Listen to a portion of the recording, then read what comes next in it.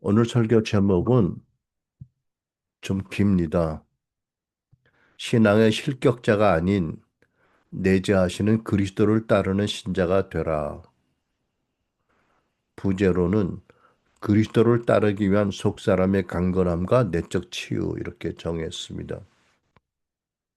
본문의 말씀은 고린도서 13장 5절 말씀입니다. 너희는 믿음 안에 있는가? 너희 자신을 시험하고 너희 자신을 확증하라. 예수 그리스도께서 너희 안에 계신 줄을 너희가 스스로 알지 못하느냐? 그렇지 않으면 너희는 버림받은 자니라. 여러분, 오늘 본문은 수십 년 동안 신앙생활한 우리에게 주어진 가장 엄중하고 근본적인 말씀입니다. 본래 하나님께서 사도 바울을 통해서 고린도에게 주신 엄중한 말씀이지요. 근데 이 말씀은 고린도교의 설립자이고 영적 아비인 사도 바울이 영적 자녀에게 준 조언 그 이상입니다. 하나님의 감동이 임해서 당신이 세운 교회 신자들에게 너희가 과연 구원받을 믿음을 갖고 있는지, 과연 예수 그리스도가 너희 안에 계신지를 진지하게 돌아보라는 매우 엄중한 경고 말씀입니다. 여러분, 저는 저 개인의 연약함이겠지만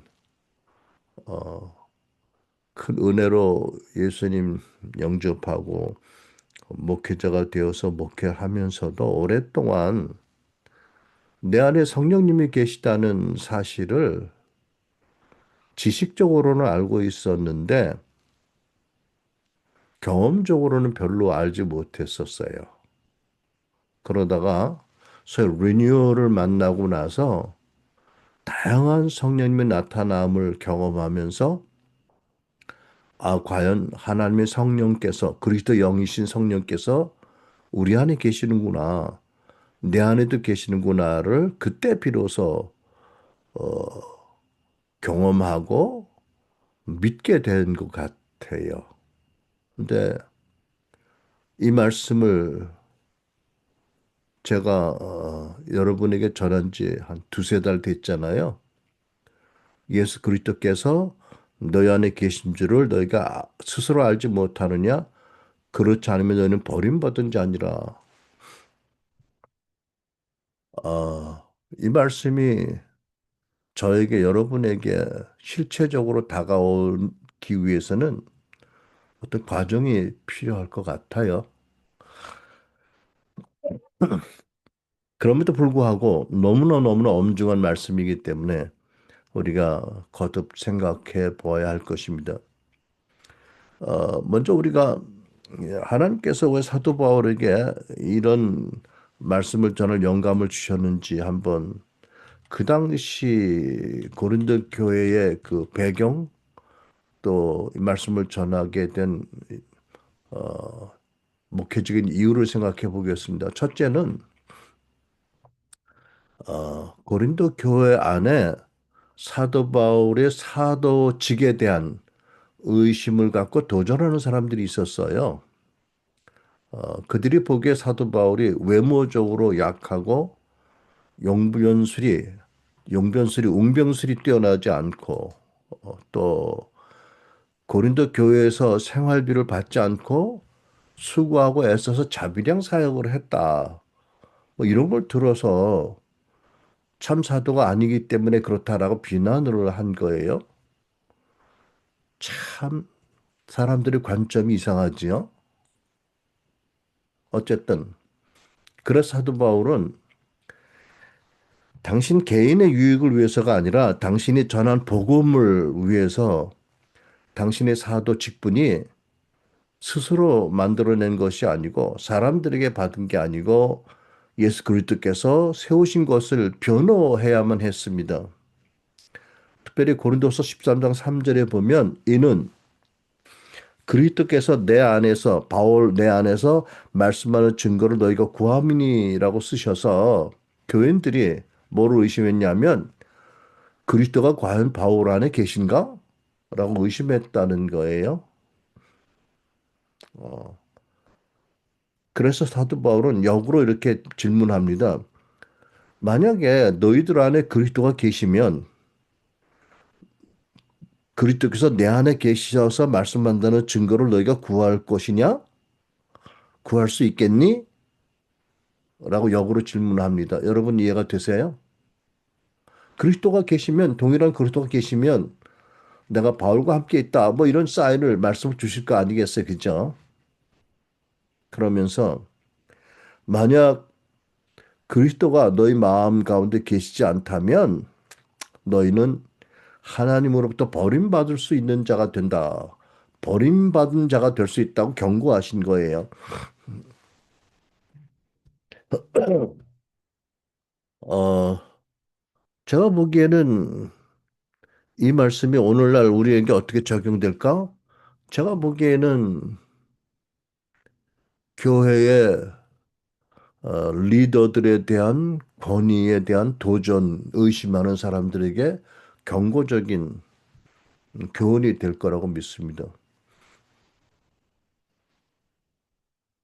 그렇잖아요, 그죠? 두 번째, 고린도 교회에 많은 문제가 있었고, 특별히 교인들이 영적으로 미성숙했고, 많은 도덕적인 문제들이 있었습니다. 고린도 교회는 많은 지식, 뭐 구변, 열정, 은사가 풍성했다고 하잖아요. 어, 이 정도면 아마 오늘날 이런 교회 있으면 교인들이 미어 터졌을 거예요. 그죠? 더군다나 사도 바울이 세운 교회고. 그러니까 얼마나 교인들이 자부심이 있겠어. 아, 우리는 바울 사도가 우리의 영적 지도자야. 뭐 이래가지고 그것만으로도 엄청난 자부심을 느꼈을 텐데 아무튼 거기에 뭐 은사도 있고 예언도 있고 뭐 치유도 있고 많은 은사가 있고 지식도 있고 구변도 막 좋았고 그런데도 불구하고 많은 문제가 있었던 거거든요. 어떤 문제? 첫째, 분쟁과 분열이 있었어요. 교인들이 나는 바울파야, 나는 아볼로파야, 나는 게바파야, 나는 그리스도파야라고 나누어서 서로 다투고 파당을 지었어요. 우리 교회 안에 나는 이성대파야, 나는 이은경파야라는 일들이 없길 바랍니다. 제발. 한국 엘리야 집에도 나는 이성대파야, 나는 박정원파야라고 분당하는 사람들 없기를 바랍니다. 제발. 그다음에 도덕적인 타락상입니다. 심지어 아버지의 후처, 친어머니는 아니죠. 후처와 상간을 한 자가 있었는데 그런 자를 치리하지 않고 그냥 뒀어요.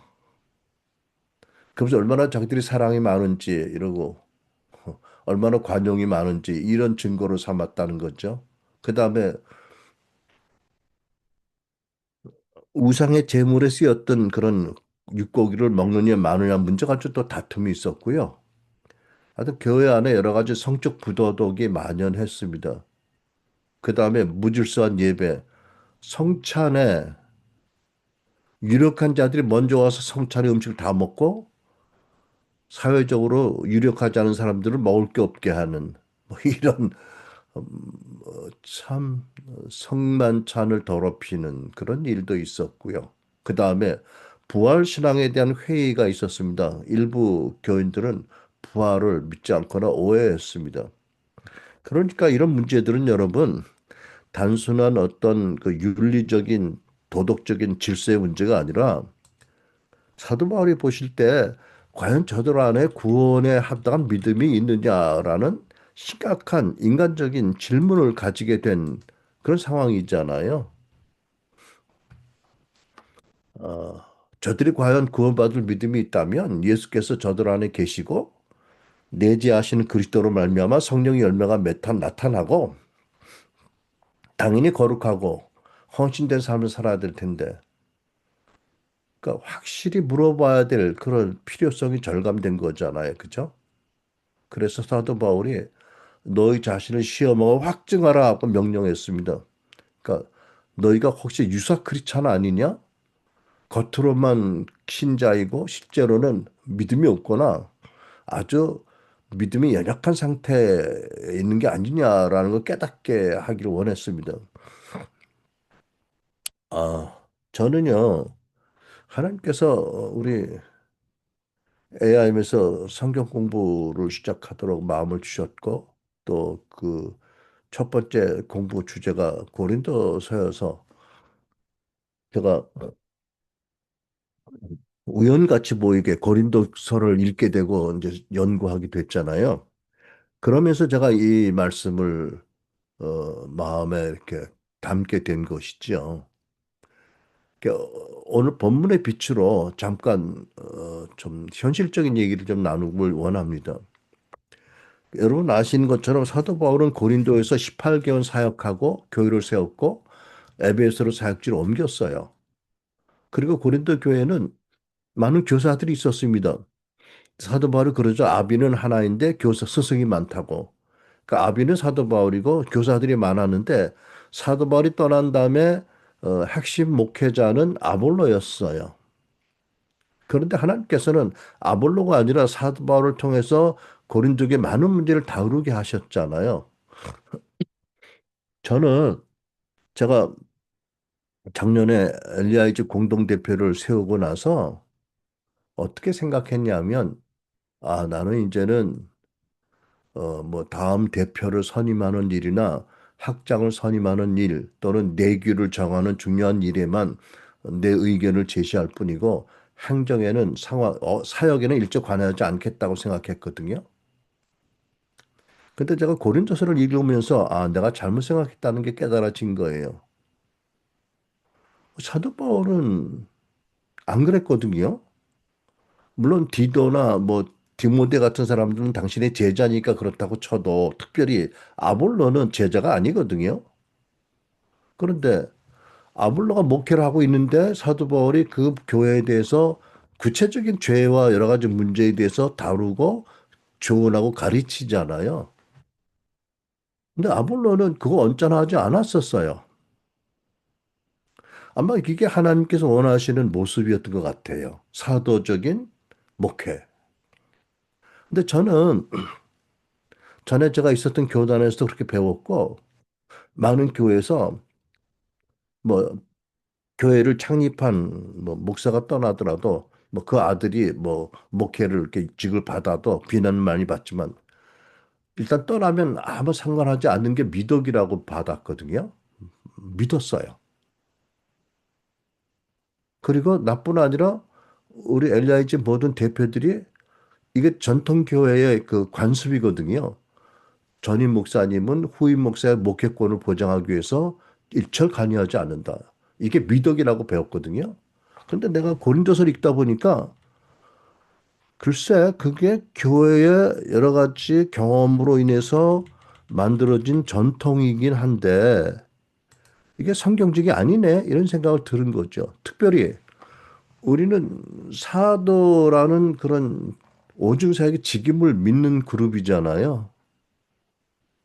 그러면 사도가 아닌 일반 목사님이 교회를 떠났다 할 경우는 좀 다르겠는데 사도라고 하면 사도 바울이 에베소 가서도 고린도 교회에서 편지를 보내고 또 여러 가지 교제하고 또 지도했던 것처럼 그렇게 하는 게 성경적이다.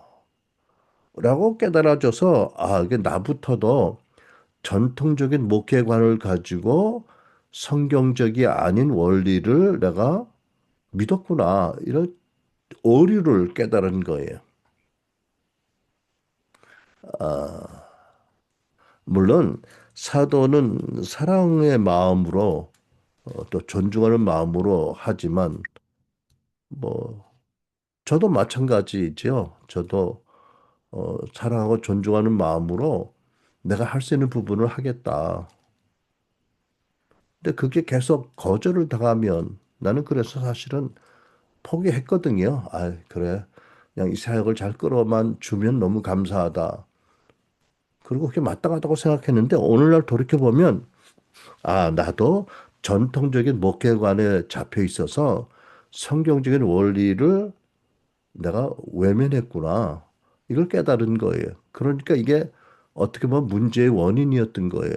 다 성경을 떠나서 사람들의 관례를 따라서 했기 때문에 우리들 가운데 어려움이 생길 수 있었다. 근데 그거는 저뿐 아니라 모두가 다 그렇게 믿었을 거예요. 특별히 우리가 오중 사역을 추구한다고 한다면 어, 우리는 다른 교회들하고 달리 성경적으로 했어야 되는데 그렇게 못했다. 우리 마인드가 너무 교단적인 문화에 젖었다라는 걸 깨달은 거죠.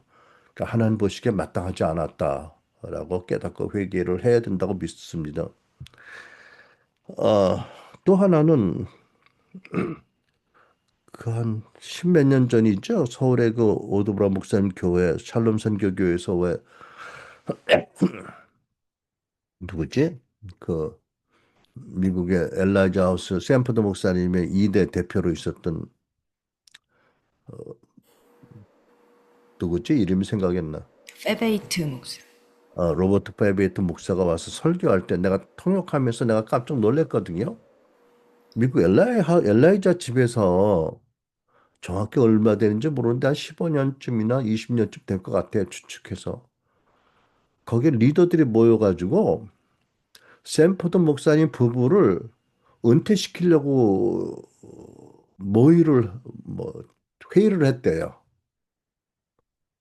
그러다가 페베이트 목사님이 도무지 무슨 소리 하는 거냐고 해가지고 스톱을 걸고 결국 우리가 미혹을 받았다.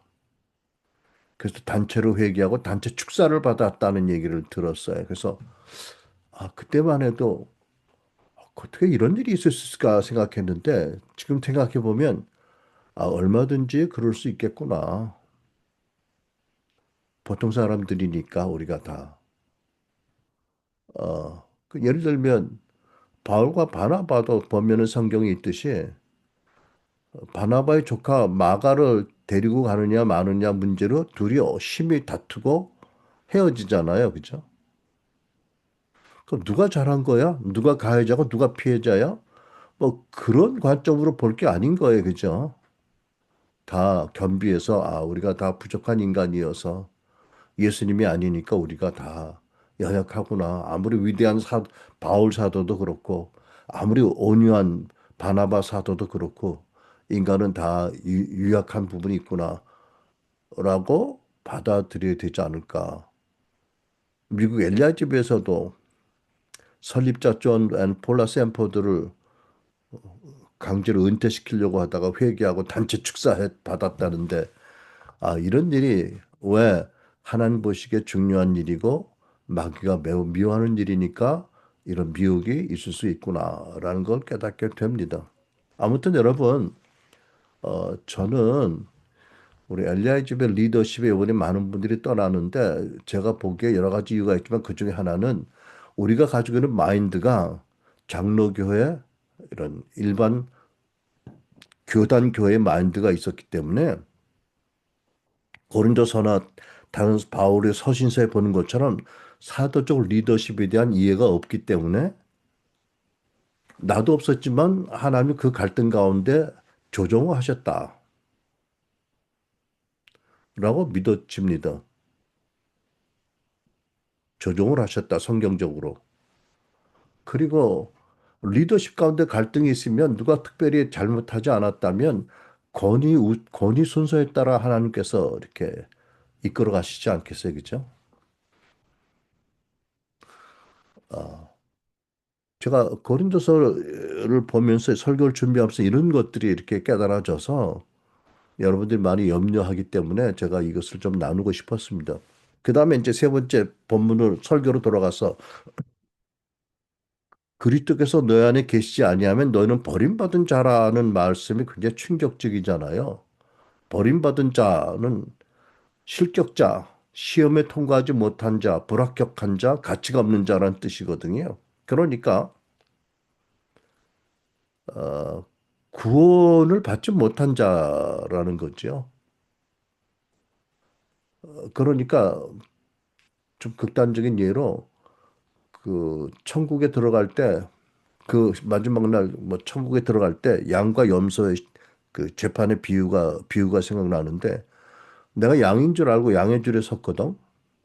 그랬더니 천사가 오더니 Excuse me, 여긴 당신이 서 있을 줄이 아닌데요. 절로 가시죠. 이런 일이 생길 수 있다는 거잖아요. 여러분, 우리가 평생을 신앙생활을 했는데 11주도 하고 열심히 기도하고 은혜도 받으러 많이 다니고 근데 버림받은 자다? 왜? 너희 안에 그리스도가 없으면. 여러분 제가 아까 성령에 대해서 말씀드렸지만 저도요. 내 안에 그리스도가 계신다는 것은 어떻게 보면 너무 당연한 거예요. 왜냐하면 우리가 저 같은 경우도 예수 처음 믿을 때 예수 그리스도를 나의 왕과 구세주로 믿고 영접했잖아. 어떻게? 내 마음의 왕과 구세주로. 그러면 그분이 거기 계신 거예요. 근데 그분이 계시다는 사실을 많이 잊어버렸어. 많이 잊고 살았어요. 여러 가지 이유로. 근데 지금 돌이켜보면 이것도 참 무식한 표현이지만 성령님에 대한 그 체험도 많이 있어서 이제 성령을 참 인격적으로 믿게 되는데 성경을 보면 성령에 대한 말씀보다 그리스도에 대한 말씀이 압도적으로 많거든. 그러니까 내 마음에도 그 예수 그리스도에 대한 말씀이 훨씬 더 많단 말이지. 그러니까 내 안에 그리스도가 계신다라는 것을 믿으면 성령님보다 훨씬 더 많은 성경적인 근거가 내 마음에 막 살아있더라고. 살게 되더라고. 무슨 얘기인지 이해가 되세요? 굉장히 놀라운 그런 어떤 도전, 굉장히 놀라운 그런 감동이 있는 거예요. 예수 그리스도가 내 안에 계신다. 바울과 베드로와 함께 계시던 그분이. 와, 이건 뭐 어마어마한 도전이죠. 충격이잖아요. 그러니까 여러분, 이 말씀은 참, 제가 아까 말씀드렸죠. 내가 교회를 은퇴하고 설교를 안 했더라면 내가 이 말씀을 여러분에게 전할 기회가 없었고 나도 이 말씀에 대해서 직면할 기회가 없었지 모르겠어요. 그러니까 사도 바울은 그래 아볼로 형제가 열심히 수고하고 있고 또 많은 교사들도 있고 하니까 고린도 교회가 은사도 많고 지식도 많고 열심도 많고 하니까 그래 뭐 문제가 좀 있긴 있어도 이 정도면 됐다 이렇게 넘어가지 않으셨던 거예요. 주님의 마음을 가지고 깊은 목회적인 의도를 가지고 기도하면서 이 감동을 받아서 전한 말씀이라는 거죠. 그러니까 이 말씀은 여러분 동시에 오늘을 사는 우리에게도 하나님께 주시는 말씀이잖아. 그죠? 여러분과 나에게 물으시잖아. 하나님께서 예수 그리스도가 너희 안에 계시느냐?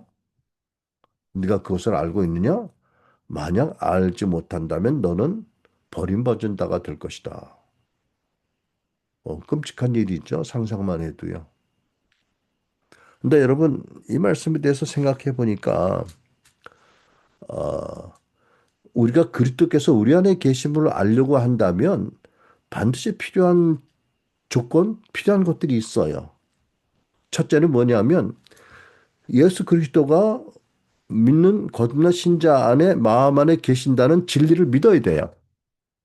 근데 솔직히 고백했지만 나도 40 몇 년 전에 예수님 영접했잖아요. 근데 몇 달 전에 이 말씀을 대면하기 전에 고린도서 10장까지는 그게 제 마음에서 멀어졌어요.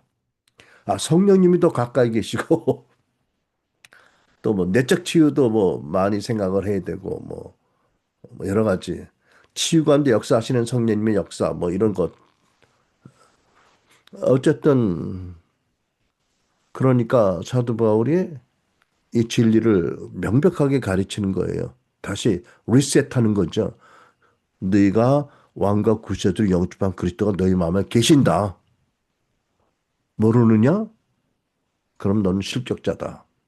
두 번째는 뭐냐면 속 사람을 강건하게 해야 되는 거거든요. 왜? 에베소 3장에 사도 바울이 이렇게 기도했거든요.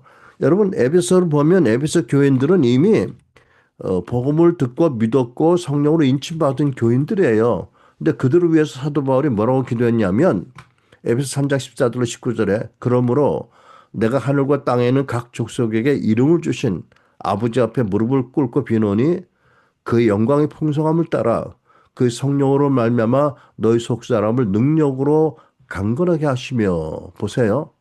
첫째 조건이 뭐죠? 능력으로 성령이 강건하게 너희 속사람을 하게 하셔야 된다. 둘째 믿음으로 말미암아 그리스도께서 너희 마음에 계시게 한다. 해야 한다. 그러잖아요. 그죠? 어떤 믿음? 우리 주 예수 그리스도가 나를 위해서 십자가 죽으셨고 부활하셨고 아버지 우편에 계시지만 완전하신 하나님께서 내 마음에 동시에 계신다. 그걸 믿어야 돼. 그죠? 그런데 그 전에 뭐가 필요하냐? 성령께서 너희 속사람을 능력으로 강건하게 하셔야 된다. 그래서 사도 바울이 기도했고 성경을 기록했잖아요. 최소한도 두 가지에 그죠? 근데 제가 40년 동안 하나님 은혜로 40몇 년 동안 목회하면서 깨달은 것은 뭐냐면 과거의 세대들은 어떻게 했는지 모르겠어요. 그런데 현대 크리스찬들은 성경적인 내적 치유를 받지 않고는 속 사람이 강건하게 되기 어렵다는 것이 현실입니다. 그래서 여러분 이 적은 무리들이 모인 교회에 하나님께서 주신 큰 은혜를 주신 것들을 정말 감사하면서 잘 적용해서 행여라도 실격자가 되지 않고 우리 안에 능력으로 역사하신 예수를 따르는 신자들, 참 제자들 되기를 간절히 소망합니다. 어, 그 고린도서 13장 5절의 경고는 말씀드렸죠? 야, 너무 깊은 충격적인 의미가 있다. 근데 여러분, 이 진리가 뭐 고린도후서 13장 5절, 그다음에 골로새서 1장 27절, 28절만 있는 게 아니고 보면 여러 성경 구절을 함께 생각하면 이 진리가 너무나 분명해집니다. 로마서 10장 9절로 10절. 내가 만일 내 입으로 예수를 주로 시인하며 또 하나님께서 그를 죽은 자 가운데서 살리신 것을 내 마음에 믿으면 구원을 받으리라. 사람이 마음으로 믿어 의에 이르고 입으로 시인하여 구원에 이르느니라. 아, 입으로 시인하는 소위 영접 기도는 저도 많은 사람들에게 기도하도록 인도도 했고 들었어요. 그분들의 하나님이 들으시고 그들을 구원해 주실 것을 믿어요. 그런데 행여라도 전심으로 믿었을까?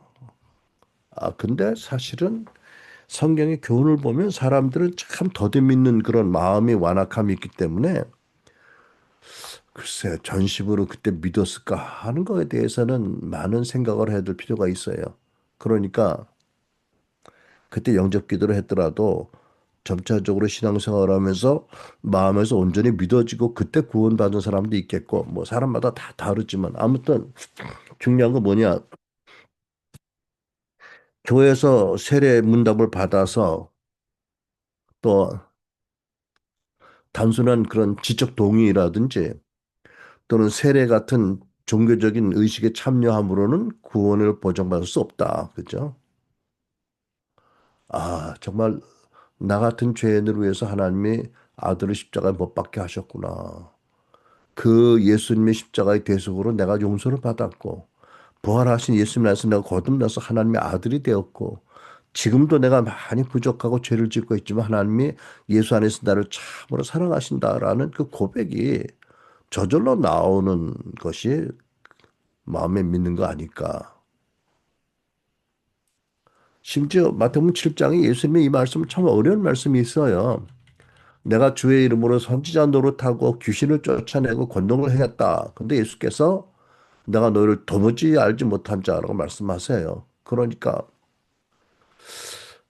이 사람들이 누구의 능력으로 권능을 행했을까라는 질문도 있겠지만 중요한 게 뭐냐면 겉보기에 열심히 신앙생활하고 심지어 은사와 능력도 나타냈지만 예수님과 인격적인 교제 관계를 누릴 믿음이 없다면 이들도 버림받은 자가 된다는 것입니다. 그러니까 여러분 어느 교회나 이런 사람들이 있을 거예요. 고린도 교회도 마찬가지죠. 교회를 나오기 시작했는데, 다니기 시작했는데, 아직은 마음에 깊이 믿어지지 않고, 입술로는 고백하고 세례를 받았지만, 아직 구원의 확신이 없는 사람도 있을 수 있겠고, 아예 뭐, 입으로 시인하거나 뭐, 세례를 안 받은 사람도 있겠고, 또 예수를 믿고 열심히 은혜 받는다고 하지만, 사도 바울이 말씀하신 것처럼, 육에 속한 자, 아주 어린아이들도 있겠고, 또 뭐, 또 신령한 신자도 있겠고 다양한 그룹이 있잖아요. 그러니까 여러분 그냥 뭐 교회 잘 섬기고 예배 잘 나오고 11조하고 뭐 성경 지식 많고 영적 은사가 나타나고 심지어 목사, 장로, 권사, 집사 직분 받는 거 하고 실제로 하나님의 구원은 거의 관계없다라는 것을 말씀하잖아요. 그러니까 여러분 버림받는 자가 되느냐 아니냐 유일한 기준은 그리스도가 너희 마음에 계시는 것을 아느냐 체험적으로 모르니 않는 거예요.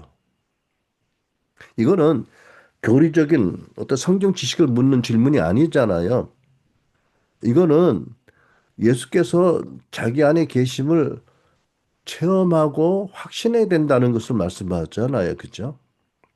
그러니까 사도 바울은 뭐 여러 곳에서 이 진리를 반복합니다. 믿는 신자 안에 내재하시는 그리스도의 진리. 복음의 핵심이에요. 골로새 1장 27절.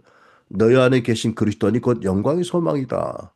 그리고 골로새서 1장에 보면 내재하시는 그리스도라는 이 복음의 핵심은 구약의 이스라엘 백성들에게는 감춰졌던 비밀이었다. 그러니까 우리가 얼마나 복을 받은 존재인지 몰라요. 근데 신약 성도들에게 드러난 비밀이다. 뿐만 아니라 모든 신자가 누려야 될 진리이고 실체이고 또 장차올 영원한 영광의 소망의 근거가 된다는 말씀이잖아요. 갈라디아 2장 20절. 내가 그리스도와 함께 십자가 못 박혔나니 그러즉 이제는 내가 사는 것 아니 오직 내 안에 그리스도께서 사시는 것이다. 무슨 뜻이죠? 예수 믿는 신자들은 옛사람은 옛자아는 죽었고 예수와 함께 십자가에서 거듭난 그리스도 안에서 거듭나서 이제는 내가 사는 게 아니라 그리스도께서 내 삶의 주체가 되신다. 이런 고백이잖아요. 또 요한복음 14장 20절에 보면 그날에는 내가 아버지 안에 있고 너희가 내 안에 있고 내가 너희 안에 있는 것을 너희가 알리라. 그러니까 이건 참 놀라운 말씀이에요. 성령이 임하시면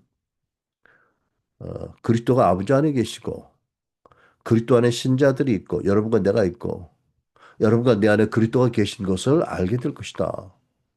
그러니까 여러분 우리 하나님은 당신의 형상을 따라 우리를 만드셨을 뿐만 아니라 우리를 원죄와 모든 자범죄와 죄의 저주와 타락에서 구원하셨고 그 나라 백성으로 우리를 원수의 권세에서 구원하셨고 옮기셨고 더 나가서 우리와 함께 하기를 그렇게 원하시는 분이다. 오늘 우리 집에 손님이 와서 오셨는데 마침 사정상 큰 집을 우리 큰딸 집으로 가셨는데 모처럼 오신 손님들에게 예의가 아닌데 여러분 손님이 아니에요. 하나님이세요. 당신의 형상을 따라 우리를 만드신 하나님이 우리를 지으셨고 타락한 우리를 예수의 십자가로 우리를 죄사하시고 부활하심으로 성령으로 우리를 예수에 연합되게 하시고 구원하셨을 뿐만 아니라 우리 마음 안에 와 계시기를 기뻐하시는 분이다. 와, 어떤 종교가 이런 아이디어 10분의 1이라도 있습니까? 너무나 놀라운 하나님의 복음의 진리입니다. 그러니까 여러분, 그리스도의 내주하심은 우리들의 신앙의 근본, 신앙생활을 근본적으로 바꿀 수 있는 진리입니다. 그래서 우리 먼저 정체성을 새롭게 정의하잖아요. 뭐라고? 그리스도인. 어떻게? 그리스도가 내 안에 계신다는 사람이잖아요. 그죠? 우리가 믿는 그리스도가 하나님 우편에 계실 뿐 아니라 내 안에 계신다. 안디옥 교회 신자들에게 안 믿는 자들이 그리스도인이라고 그랬잖아요. 그죠? 놀란 정체성이에요. 그죠? 여러분, 예수 그리스도 하나님께서 내 마음에 계신다. 그리고 나를 이끌어 주신다. 또 나와 사랑하시고 나와 교제를 하기를 기뻐하신다. 이것에 포커스가 맞춰져 있느냐? 우리는 어떤 존재냐? 정체성이 새롭게 정의됩니다. 그죠? 그 다음에 내 안에 계신 그리스도로 말미암아 우리는 삶의 모든 위기와 어려움 가운데 능력을 받고 어떤 환경에도 평강을 얻을 수 있다. 빌립보 4장 13절 내게 능력 주시는 자 안에서 내가 모든 걸 할 수 있다는 말씀처럼 어떤 상황에서도 내 안에 계신 그리스도께서 능력 주셔서 상황을 극복하고 하나님 영광을 돌릴 수 있게 된다. 죄와 육체의 싸움에서 혹시 넘어져도 다시 일어나고 모든 면에 좋은 열매를 맺게 한다. 그 다음에 그리스도가 내 안에 계시면 에베소 3장에도 있잖아요. 그죠? 그 하나님의 높이와 길이와 넓이와 폭이 어떤 줄 알 것이다. 어마어마한 하나님의 사랑을 뭐 말할 수 없는 사랑을 누리고 그 사랑 가운데 뿌리를 내리고 또 집을 지어지고 또 그 사람 가운데 하나님과 교제하고 성도들이 교제한다. 그렇게 말씀하잖아요. 그리고 그리스도가 내 안에 계시는 것은 그 놀라운 진리는 마지막 날에 그 하나님의 영광, 세례의 사람의 영광과 구원의 확신을 보장한다. 로마서 8장 10절 그리스도께서 너희 안에 계시면 몸은 죄로 말미암아 죽을 것이나 영은 의로 말미암아 살아있는 것이다. 이런 말씀을 우리에게 확증해 주십니다. 자, 그런데 이것이 이제 성경의 진리죠. 그런데 아까 에베소 3장의 말씀을 가지고 조금 설명했지만 우리 안에 계신 그리스도를 경험하기 위해서는 첫 번째 믿음, 진리를 믿는 믿음. 두 번째 어떻게 성령의 능력으로 속 사람이 강건케 되라고 하셨잖아요. 그래야 이미 에베소 교인들처럼 이미 거듭나고 성령 인침 받은 자들도 자기 안에 계신 그리스도를 경험하게 될 수 있으니까 사도 바울께 기도하신 거잖아요. 자, 그러니까 이렇게 질문할 수 있어요. 왜 많은 크리스찬들이 진지한 크리스찬들이 왜 그리스도가 자기 마음에 계시는 것과 자기 마음에 계신 그리스도 능력을 실제로 못 누리고 있느냐? 왜 자꾸 죄 짓고 좌절하고 낙심하고 이거 믿어야 돼, 안 믿어야 돼 이러고 사느냐? 원인이 뭐냐? 첫째, 말씀에 대한 무지나 또는 말씀에 대한 불신이에요. 특별히 고린도후서 13장 5절 말씀이나 골로새서 1장 27절 말씀 이런 말씀 갈라디아 2장 20절 말씀을 믿느냐? 그리스도가 내 안에 계시다는 사실을 이 말씀에 대한 무지 또는 불신앙을 하고 있느냐? 이게 이제 한 이유가 되고 두 번째, 물론 경건의 훈련이 부족해서 그렇죠. 꾸준히 말씀 읽고 묵상하고 기도하고 예배하고 공동체 생활하는 것. 이것에 게으르면 자꾸 여러 가지 염려가 들어오고 여러 가지 걱정이 들어오고 건강하지 못하니까 우리 안에 그리스도가 계셔도 우리가 못 느끼고 못 알게 된다. 세 번째, 세상 염려와 가치관에 세상적인 가치관 때문에 방해를 받는 거죠. 그러니까 예수님의 그 씨 뿌리는 비유에 가시떨기 밭이 있잖아요. 나중에 좀 더 성경을 설명하겠지만 이런 마음밭이 이렇게 가시떨기들이 많으면 그리스도가 계셔도 못 느끼게 된다, 못 알게 된다는 거잖아요. 그 다음에 이제 중요한 게 뭐냐면 내면의 상처와 두려움과 거절감. 그러니까 여러분, 우리가 말하는 성경의 내적 지의 대상은 세상 염려와 가치관의 방해, 정체성을 포함해서 그다음에 거듭지는 죄, 회개하지 않은 죄, 불순종, 그다음에 내면의 상처 이런 것들이 이제 우리가 말하는 속 사람의 치유의 대상인 거죠. 특별히 쓴뿌리가 히브리서 12장 15절 말씀이잖아요. 쓴뿌리는 베드로전서 2장 그 1절이나 말씀 보면 모든 악독, 모든 시기, 모든 위선 같은 것들이 각각의 쓴뿌리의 특징을 말씀한 거라고 믿어지거든요. 쓴뿌리는 사람들하고 화평하게 지내지 못해서 히브리서 12장 14절 용서하지 못해서 그러니까 죄 때문에 생기는 거잖아요. 그러니까 죄의 덩어리예요. 죄의 세력의 덩어리란 말이죠. 그러니까 쓴뿌리가 있으면 옛사람은 그리스도께 죽었다고 성경을 말씀하는데 쓴뿌리가 계속 능력을 공급하기 때문에 안 죽어. 그러니까 거룩하게 못 살아. 자꾸 죄를 지어. 그러니까 쓴뿌리 때문에 또 거듭되는 죄 때문에 믿음의 성장이 안 돼. 왜? 말씀이 살리는 능력이 임해야 되는데 마음이 쓴뿌리가 가득하니까 말씀의 능력이 안 나타난단 말이죠. 전해지지 않는단 말이죠. 그러니까 여러분 이런 문제는 많은 지식이나 어떤 뭐 결단이나 또는 예수의 보혈과 용서, 성령이 임하는 상담이 아니면은 극복할 수 없는 거예요. 그러니까 성화를 경험하기 위해서 또 우리 안에 계신 그리스도를 경험하기 위해서 반드시 성경적인 내적 지혜가 필요하다는 것입니다. 좀 더 조금 후 다시 내가 또 다른 각도로 설명을 하겠습니다만은 자, 그런데 이제 우리 현실을 돌아보겠습니다. 성화의 부르심, 하나님의 거룩의 부르심이 있고 우리들의 갈등과 좌절의 현실입니다. 성화는 구원받고 하나님께서 의롭다함 받은 신자가 예수 그리스도를 닮아서 죄를 멀리하고 닮아서 거룩하게 되는 과정이잖아요. 이거는 지속적인 변화의 과정입니다. 근데 실제로는 거의 대부분의 신자들이 분명히 거듭났어요.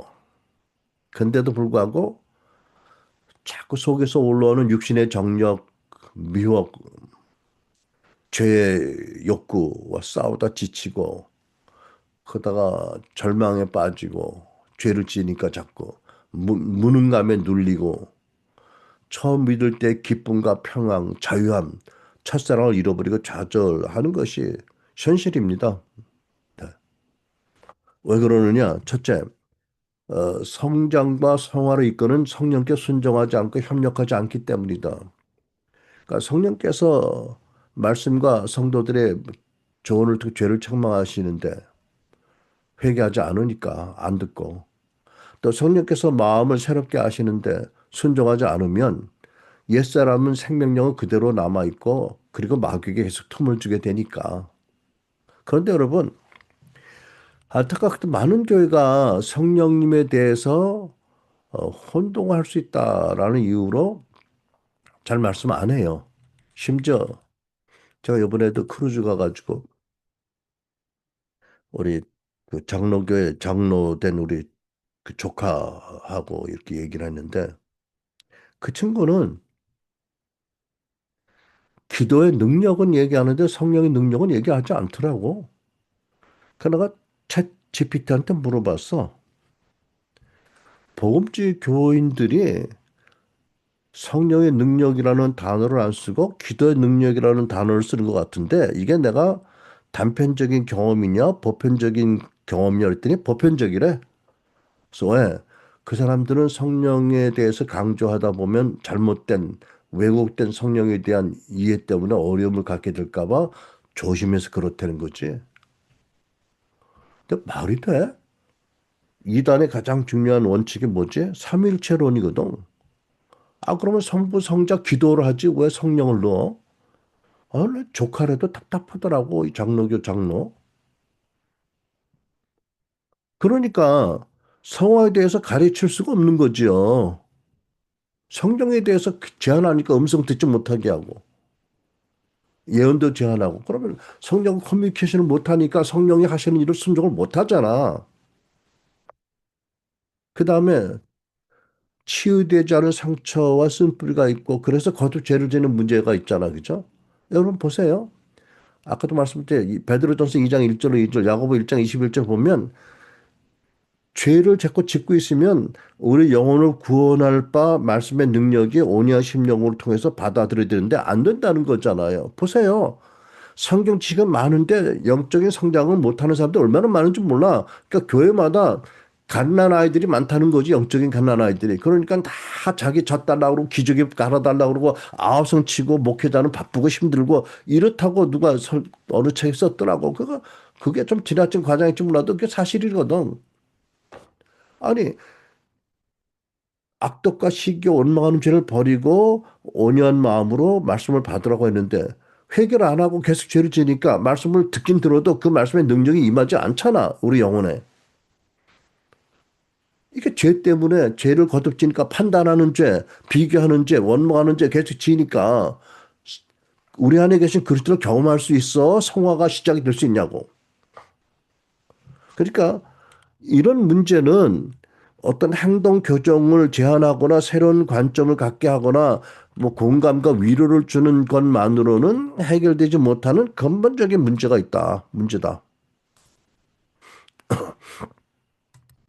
그러니까 일반 상담이 많은 효과도 있고 특별히 어떤 사람이 또 많은 효과도 있겠지만 예수의 보혈과 성령이 아버지의 놀라운 사랑이 적용이 된 기도 상담이 아니면 이 근본적인 깊은 문제, 쓴뿌리 문제, 옛사람이 살아서 계속해서 쓴뿌리가 살아서 옛사람이 계속 힘을 주는 문제, 옛사람이 살아서 계속해서 우리에게 죄악의 소욕을 끌어올리는 문제, 그래서 계속 넘어지는 문제가 해결이 안 되는 거거든요. 자, 여러분 이게 제 얘기가 아니고 제가 여러분에게 한두 번 소개했는데 제가 깜짝 놀란 글을 본 적이 있었거든. 그러니까 제목이 뭐냐면 excuse me. 제목이 뭐냐면 뭐 상호의 유일한 방법이라고 했는데 나는 그분의 그 논리에는 처방에는 동의가 안 되는데 나는 그분이 서론적으로 말씀한 부분을 읽고 놀랐어요. 그분이 서철원 박사님이라고 제가 이렇게 구글해 보니까 아주 권위 있는 총신대 학장을 지내신 분이세요. 신학자세요. 근데 이분이 이렇게 썼습니다. 보세요. 그래. 개혁교회, 말하면 장로교회 또는 침례교회는 이신층이 믿음으로 말미암아 의롭다함을 받는다는 것을 불변의 교리로 믿고 성화를 강조합니다. 그런데 성경적인 성화법을 제시하지 못하고 성화를 강조했습니다. 단지 옛사람을 죽이면 새사람이 살아나고 새사람을 살리면 옛사람을 죽는다고 칼빈이 가르쳤습니다. 그대로 가르치고 있습니다. 사실 성화의 필요성은 강조하면서 우리 안에서 올라오는 죄의 욕망, 육신의 욕망을 죽이는 법을 말해주지 못했습니다. 종교 개혁자들만이 아니라 고대 교부들도 어떻게 성화를 이루어내는지에 대해서 아무런 가르침을 베풀지 못했습니다. 어떤 설교자도 죄의 욕망으로 넘어지는 법을 말해주지 못했습니다. 그래서 대부분의 크리스찬들이 처음 믿을 때 경험한 구원의 기쁨, 자유함, 감격, 평안, 첫사랑이 점점 믿음 생활을 하면서 사라지고 자기 안에서 올라오는 죄의 욕망과 싸우고 옛사람의 법대로 따라 살지 않으려고 노력할 때 오히려 더 육신의 힘이 더 강해지고 속수무책인 것을 경험합니다. 그래서 계속 애쓰고 노력하면 옛사람의 욕망을 이겨낼 줄 알고 열심히 노력하지만 그럴수록 더 죄의 욕망이 강해지고 거기에 끌려가서 나올 수가 없게 됩니다. 그래서 처음 믿음 때 가졌던 평강과 기쁨과 사랑을 다 잃어버렸습니다. 처음 믿을 때는 믿음으로 은혜로 구원을 선물로 받아 기쁘고 즐거웠습니다. 그러나 믿음의 생활에서는 죄와 싸우느라고 계속 실패하니까 기쁨과 평안도 다 없어졌습니다. 왜냐? 그런 싸움에서 어떤 승리의 소식 또는 이김을 경험하지 못했기 때문입니다. 그래서 할 수 있는 대로 소극적이고 뒤로 물러가서 피하는 자세를 갖게 되었습니다. 노력하면 노력할수록 율법의 망령, 율법주의 망령에 되살아나서 이길 길이 없어졌기 때문입니다. 여러분, 이게 제가 처음에 읽을 때요. 나 이 사람, 와, 대단하다. 나는 그 교회 역사에 대한 그런 이해가 없으니까 나는 설마 이럴 줄은 생각도 못했어. 다만 오늘날 한국 교회가 문제가 있다고 생각했지.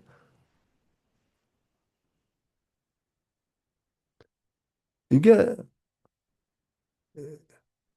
장로교에서 아주 권위 있는 그 신학자의 공개된 글의 내용입니다. 그러니까 여러분, 샘포드 목사님이 우리에게 전해준 이 가르침이 얼마나 중요한지를 여러분이 잘 모르시는 것 같은데 잘 아셔야 됩니다. 그래야 우리 안에서 올라오는 죄의 욕망과 육신의 욕망을 어떻게 죽이고 어떻게 옛사람을 십자가에서 못 박아서 죽은 줄로 여기고 어떻게 부활해서 한번 살아가는지에 대한 구체적인 성화의 방법이거든요. 그러니까 여러분 성화로는 필수적인 사역 뭐 이게 다 아니까 간단하게 얼마할게 회개하자는 죄를 인지하고 회개하고 고백한다. 또 우리 문제를 악화시키는 악한 영들을 축사한다. 그리고 쓴뿌리가 죄로 말미암아 거듭진 죄로 뭉쳐진 거잖아요. 하나하나 회개하고 용서하고 하나하나 파쇄하면서 쓴뿌리를 제거한다. 그래서 쓴뿌리가 더 이상 옛사람에게 힘을 주지 못하게 하고 그 다음에 옛사람을 말씀에 따라 로마서 6장 11절 말씀에 따라 십자가에 거듭 못 박고 갈라디아 말씀 그리스도 예수께 속한 사람들은 육체와 함께 정욕을 십자가 못 박았느니라 했잖아요. 그죠?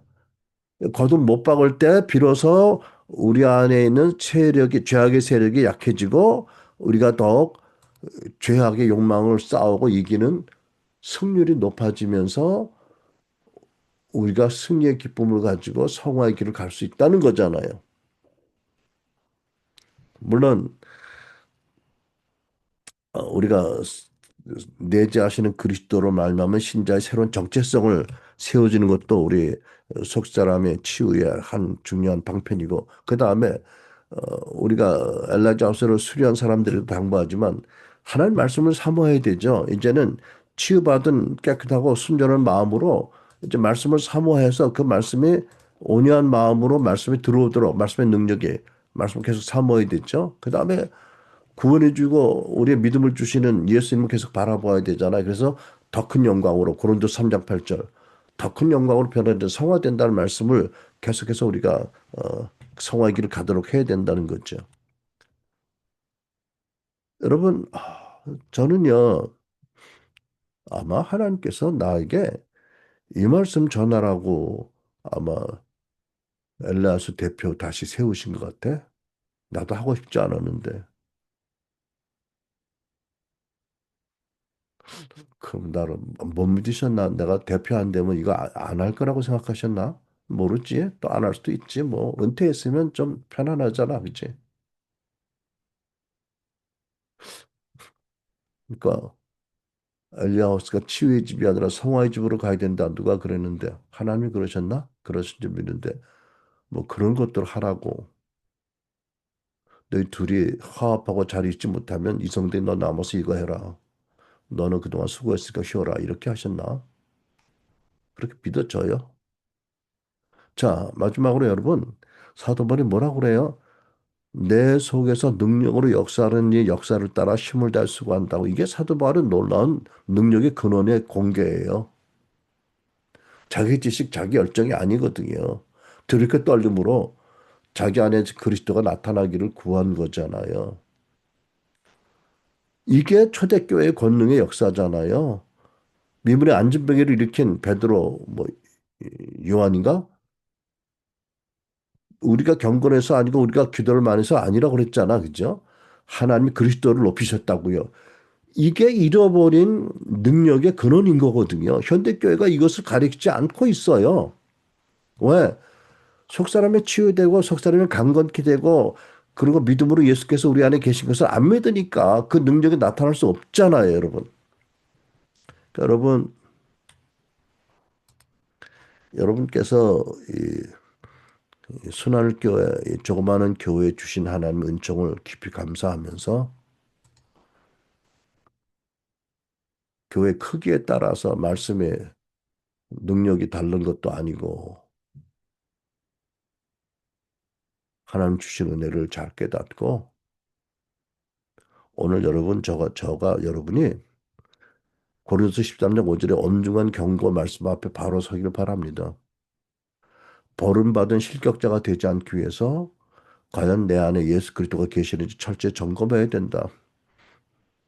또 그러기 위해서는 내가 거듭날 때 영접한 예수님이 내 안에 내주하신다는 복음의 진리를 온전히 믿어야 된다. 또 그렇게 하기 위해서는 내적 치유로 속 사람을 강건하게 돼야 된다.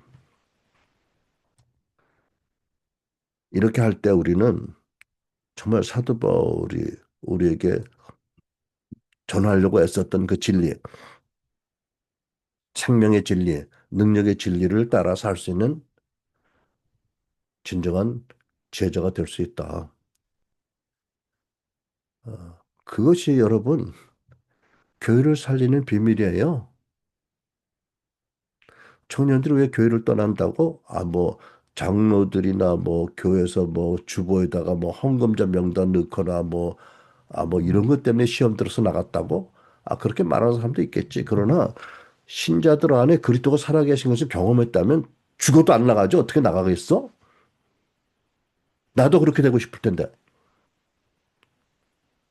뭐가 중요한데? 뭐가 진리인데? 저와 여러분이